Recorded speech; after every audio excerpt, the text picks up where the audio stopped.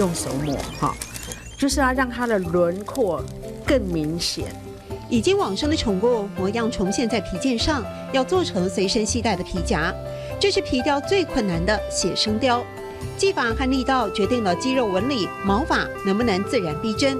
其实我是抱着一个很认真也很严肃的心情在做。需要素描的底子，原本是美术老师的陈金凤有基本功，却总是战战兢兢。每一件作品不是随性创作，而是复刻委托者的情感回忆。看到我帮他做的作品的那种表情的那种一刹那，我或许有时候比我的客人还高兴。客人开心了，先生却常常忧心。陈金凤自我要求高，在过程中常常折磨自己。他每次都跟我讲说，客人会觉得说这样子就已经是非常好了，你为什么一定要给自己这么大的压力？投入皮雕创作，其实一直也顶着压力。33年前，皮雕还不盛行，只能在书局国外部找到日文书。陈金凤还特别学了日文。夫妻俩在百货社会也不顺遂。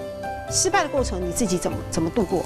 因为不是讲起就做的克服困难啊，不是讲起就做的克服困难，勇敢面对就可以克服困难。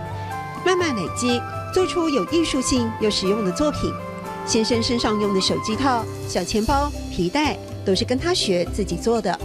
反倒是陈金凤想为自己做个包包，挑剔的她至今还没能感到满意，还要持续追求进步。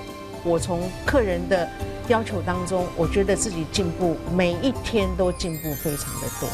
快乐所以不怕辛苦，每一件皮雕作品背后都藏着一段追求完美的过程，还有陈金凤孜孜不倦的精神。